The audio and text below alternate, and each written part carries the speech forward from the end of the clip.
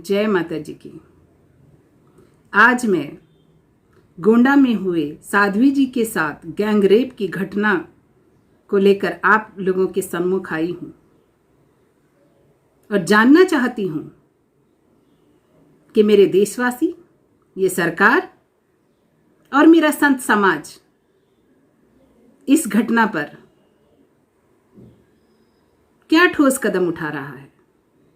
आज तक तो हमारी बहन बेटियां अपने घरों में, परिवारों में, सड़कों पर, कार्यस्थलों पर बलात्कारियों के मानसिकता का शिकार होती रही हैं। लेकिन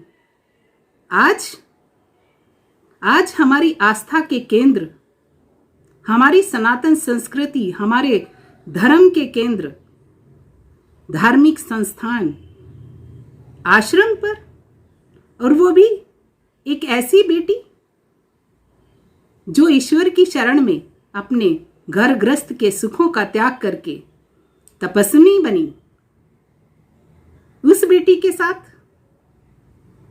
ऐसी घटना को अंजाम दिया गया। और अभी तक मेरे देश में मुझे कोई आवाज सुनाई नहीं पड़ रही है।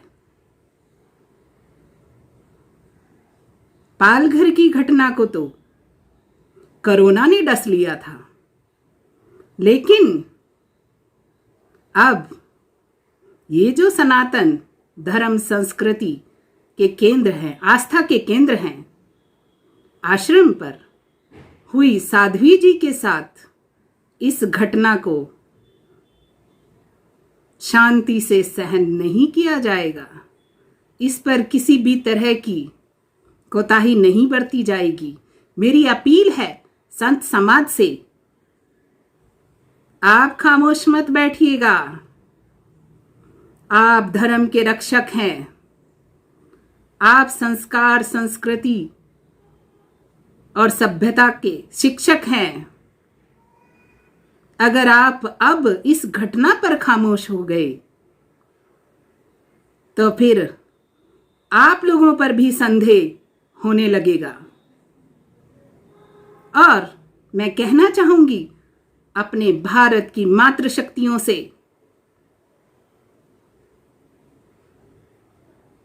किसके इंतजार में हो? किसकी राह देख रही हो? कौन तुम्हें बचाने आएगा? कौन? कोई नहीं। तुम्हें स्वयं जागना होगा, तुम्हें स्वयं रणचंडी बनकर मैदान में उतरना होगा। तुम्हें अपनी बहन बेटियों की सुरक्षा खुद करनी होगी और ऐसे दुर्योधन, दुशासनों को तुम्हें खुद सजा देनी होगी। मैं उन माताओं से कहना चाहती हूं जिनके ये पुत्र हैं, जिन्होंने ऐसी घटनाओं को अंजाम दिया, वो खुद ही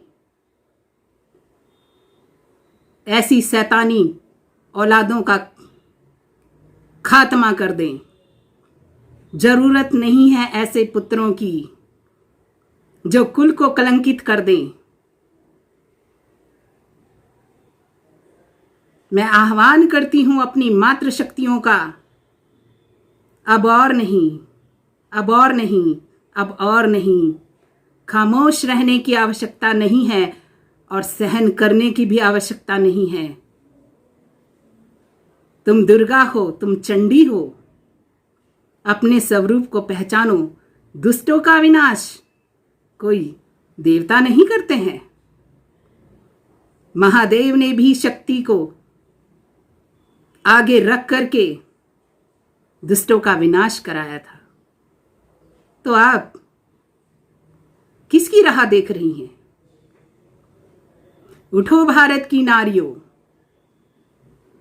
अगर बचानी है अपनी बहन बेटी की असमत तो उतरो मैदान में। आह्वान करती हूं मैं सत्यपथ आर्यव्रत की मुहिम में आप सब जुड़िए, संगठित होइए और अपने स्वरूप को पहचान कर दुष्टों का विनाश कीजिए।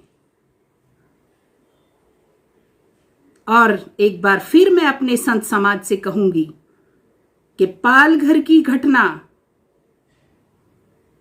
तो ना जाने कहां खो गई है। इंसाफ के लिए